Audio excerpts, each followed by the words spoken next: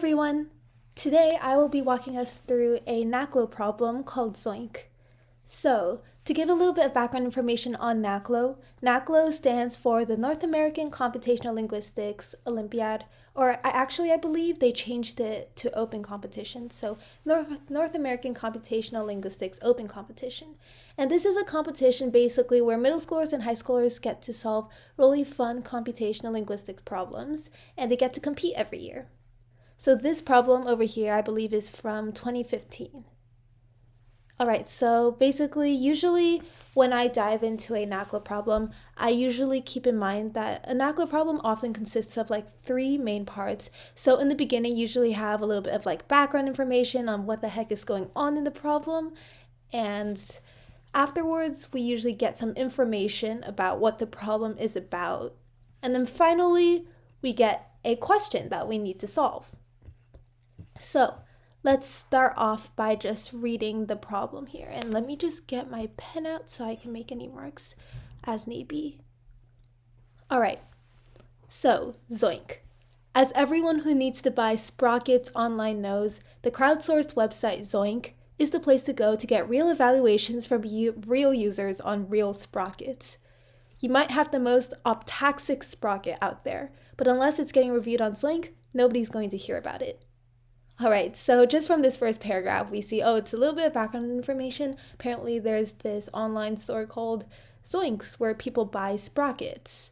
And I think most people don't know, or at least I don't know what sprockets are. I also don't know what optaxic means. So I'm assuming this will be somehow related to our problem later on.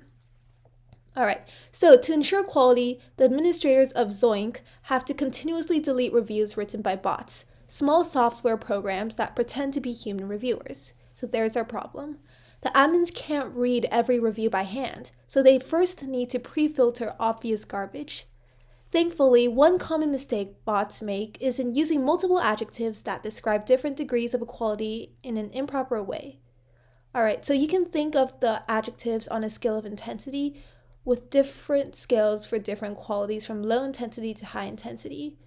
So here it's basically telling us there's some bots on this website called Zoink, and then these bots pretend to be human reviewers, but the administrators want to remove the bots.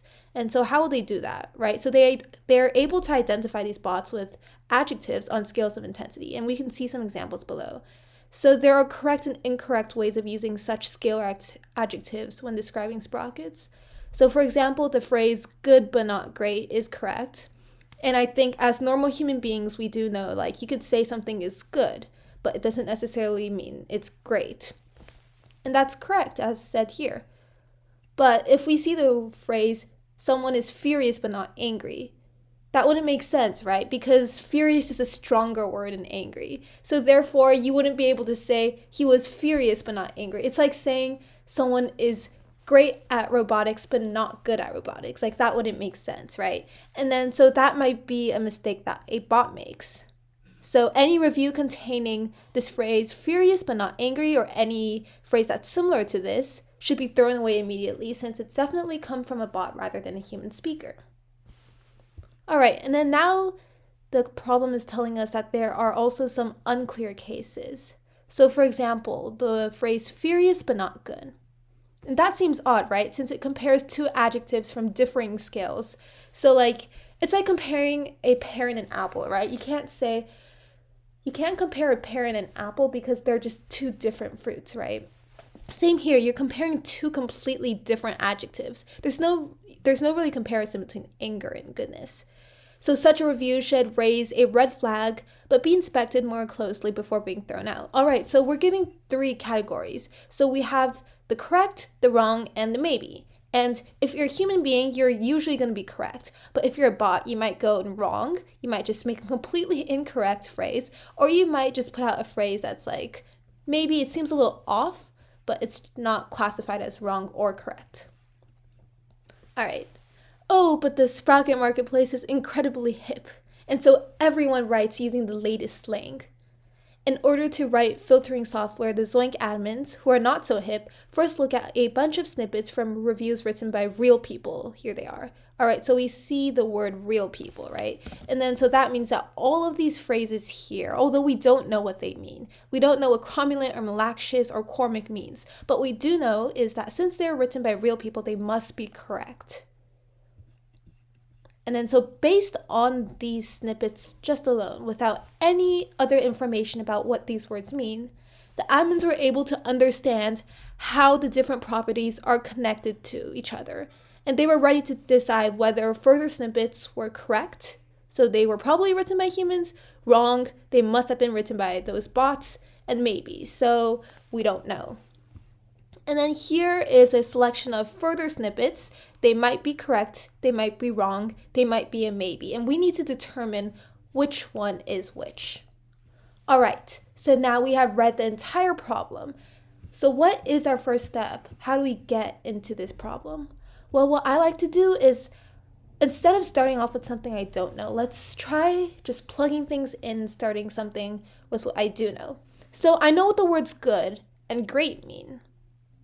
And then so let's just use good and great and see how we can use them in the context of these phrases, right? So instead of using cromulent but not malaxious, what could we use instead, right?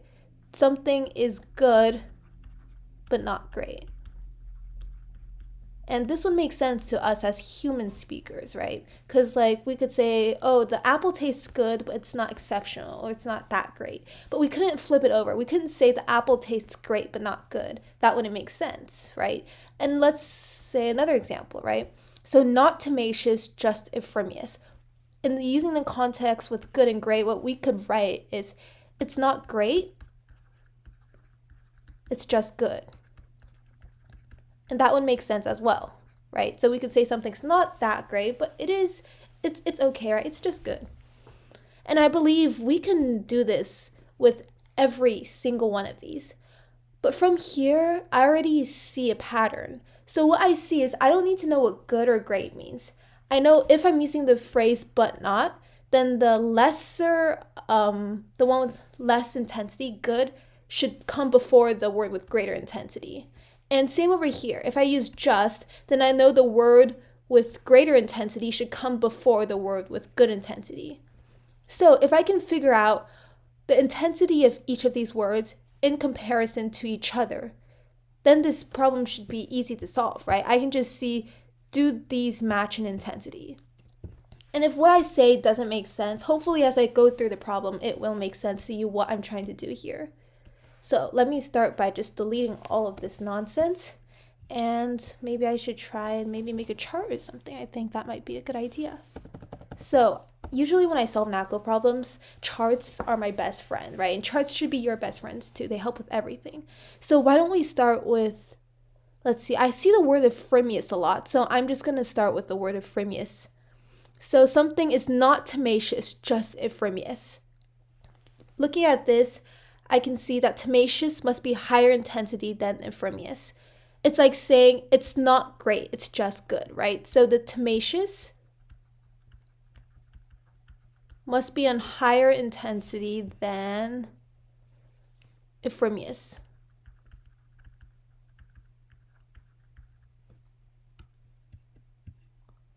All right.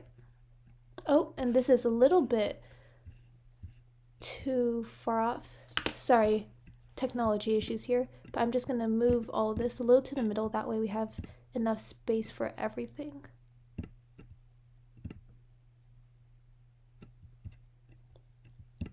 All right, so we have tenacious, euphemious. So that is number 9 out of the way.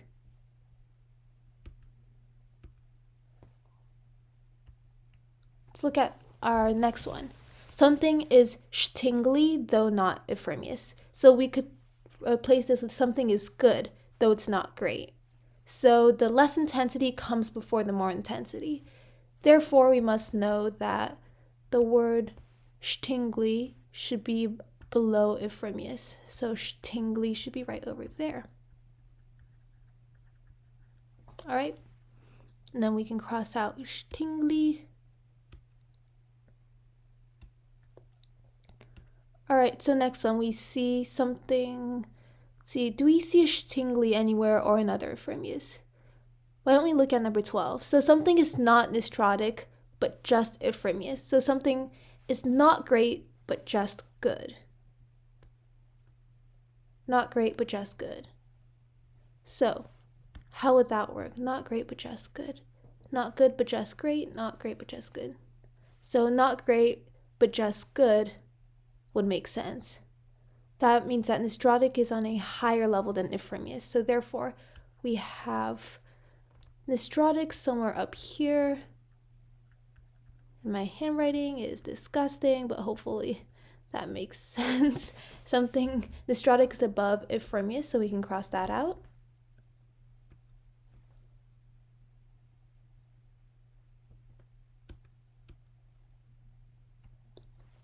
And then next we have number 6, not just Malaxius, but Ephraimius. So it's not just good, but it's great. So that means Malaxius is on a lower intensity than Ephraimius. So we can write that over here. We have Ephraimius, and then we have Malaxius.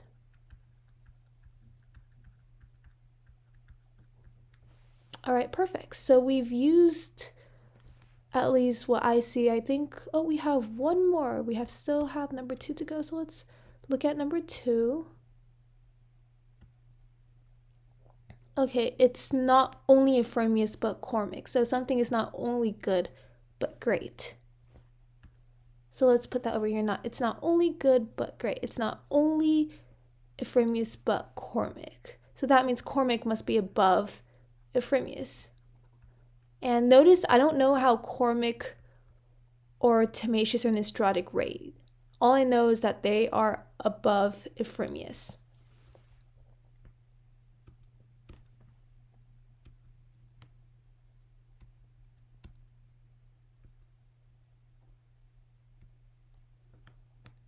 All right, so now let's see. I think we've run out of stuff to compare with Ephraimius, but we can probably find maybe something that compares with Malaxius. So I see the first one. It's cromulent, but not Malaxius.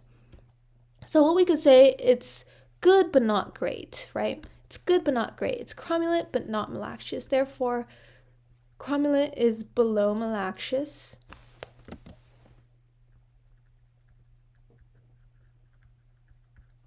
Cromulent. And then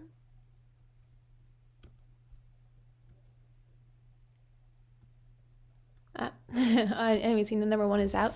So now let's see cromulent. Do we see any other cromulents here? I don't see any cromulents. I do see a nostrotic. So something is not nostrotic, just Timasius. Something is not nostrotic, just Timasius. Right? So therefore nostrotic must be above Timasius as well. So it must be above both Ephraimius and Timasius, because it's above Ephraimius for sure, but then it's not Timasius, or sorry, it's not, where did I go? I'm losing my spot here. Yeah, it's not nostrotic, just Timasius. So that means nostrotic must be above Timasius.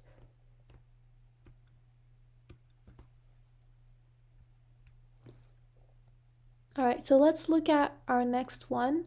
We see not only Cormick, but nostrotic. It's not only Cormick, but nostrotic. So again, we see Cormick must be below nostrotic. Like it's not only good, but it's great. So this just confirms the fact that nostrotic is above Timasius, and it seems like it's above Cormick as well. So far nostrotic is the highest. So let's cross out number 7. And then we see not only cromulent, but stingly. It's not only good, but great. So over here again, we can see that cromulent must be below stingly, it must be below Malaxius, and that so far matches pretty well with what we have here.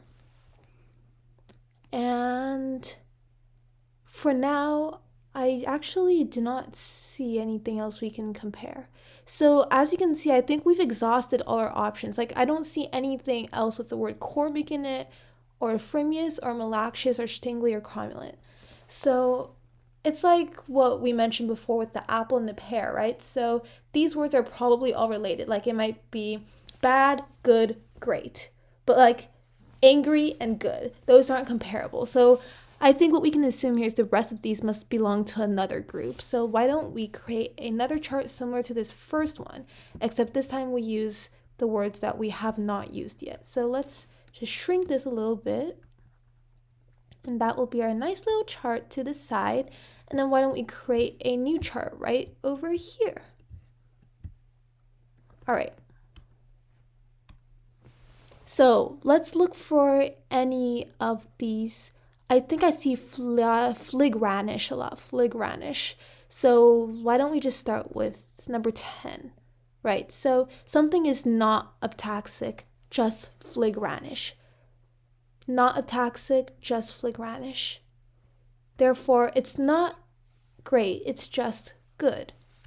So we must have aptaxic above fligranish. So we have aptaxic right over here. And then we have fligranish below aptaxic.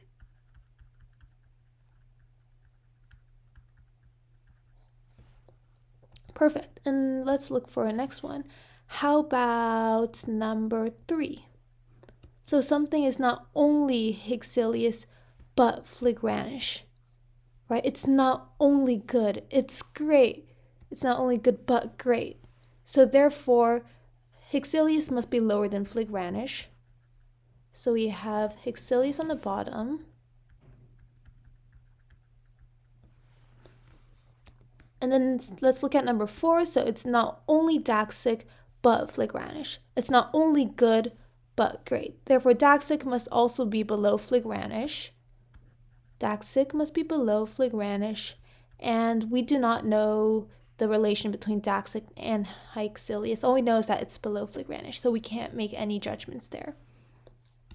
And then let's look at number 5. So something is not laxoraptic, but just hyxilius. So something is not great, but just good. So therefore, laxoraptic must be greater than hyxilius in intensity. So we can cross this out, and then we can say that there must be a laxoraptic somewhere above, right over there. Perfect. And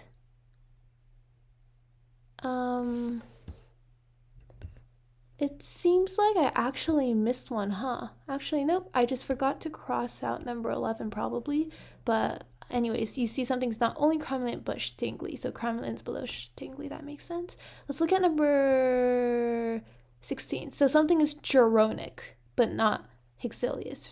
Something is geronic but not hyxilius.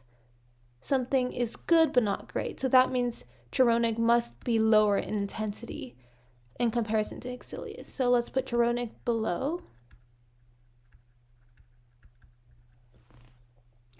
And then now let's compare daxic and geronic. So something is, it's not daxic, just geronic. So daxic must be above geronic. Something's not great, just good. So this actually matches over here. And then now we see something's wilky, but not daxic. It's good, but not great. It's wilky, but not daxic. So wilky must be below daxic.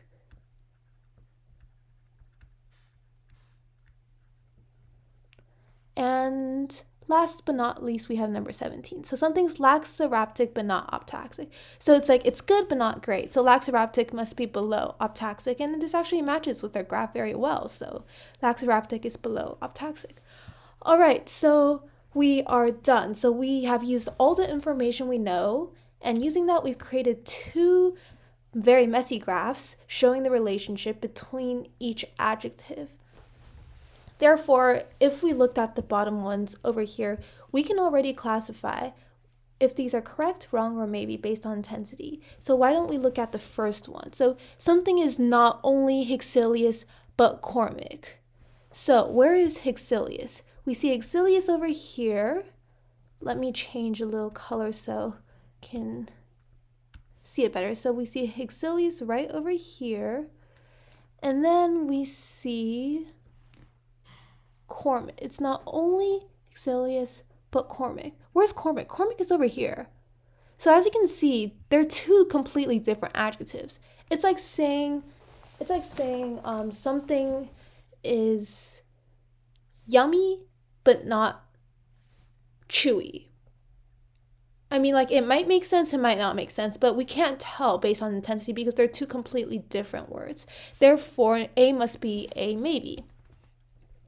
So we have A, oh no, have A right here, and then, all right, so let's look at B. Something is Geronic but not laxoraptic. Something is Geronic but not laxoraptic. So, like, something is good but not great. Therefore, Geronic must be below laxoraptic. Is it below laxoraptic in our graph? Yes, it is. Therefore, this is a correct statement and B must be correct. All right, now let's look at C. Something is cromulent but not nostrotic. So something is good, but it's not great. Something is cromulent but not nostrotic. So therefore, cromulent must be below nostrotic. Is cromulent below nostrotic in intensity in our graph? Yes, it is. Therefore, C must be correct. And I want that to be a C. And then let's look at D. So something is not only tenacious, but malacious. So it's not only good, but it's great, right? So tenacious must be less than intensity than malacious. Not only tenacious, but malacious.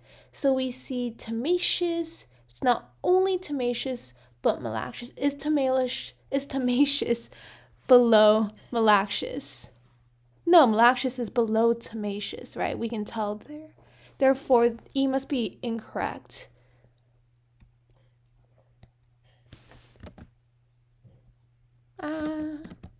E must be incorrect. And so why is E incorrect if you don't understand? Maybe, let's see if I can come up with a better example. So it's not only tingly, but... Sorry, I am going a little bit ahead myself. It should be D. D should be over here. And why would D be incorrect? It's not only tenacious, but malacious. Tenacious is less than malacious, right? It's not only good, but great. So if that's true, then tenacious should be under malacious, but because it's not in our graph, therefore this must be incorrect. So for E, we see something is not only tingly, but cormic. It's not only good, but great. So stingly must be below cormic, again like D. So is stingly below cormic in our graph? And yes, it absolutely is. Therefore, E must be correct. And let's look at F. So something is not fligranish, just wilky. So it's not amazing, just meh, right? So fligranish must be above wilky. Is that true? Fligranish is here, wilky is here. Fligranish is obviously above wilky. Therefore, F is true.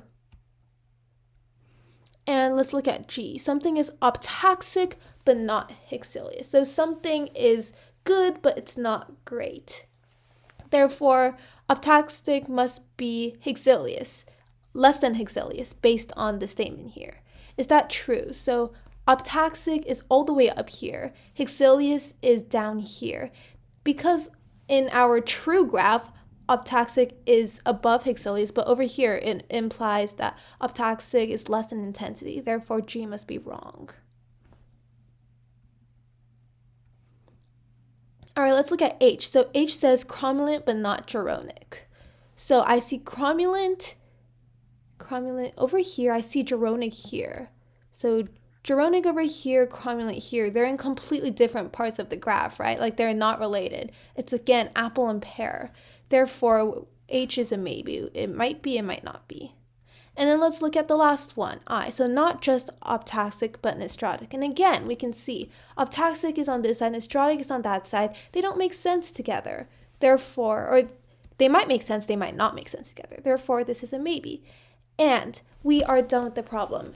And how can we check? Well, the first thing we can see is that everything we did here matches, right? So we had 4 for correct, 2 for wrong, 3 for maybe. They seem correct. And then we didn't guess anything. So lots of times in NACLO problems, we usually have to guess, right? There's a lot of guessing. But in this problem, actually, it was quite straightforward. We just had to kind of think logically how adjectives of certain intensities can go together with certain phrases. And we were able to create a graph and then just compare and see if it was actually true in these snippets. So I hope you enjoyed this video. I hope you learned something. This is my first time creating a video, so as you can see, my handwriting is very bad. I still need to get used to working on a Wacom tablet, and I still need to get used to this PDF and Adobe Illustrator and using these two different softwares. But I really hope it helps. If you have any feedback, please put it in the comments below, and I will see you next time.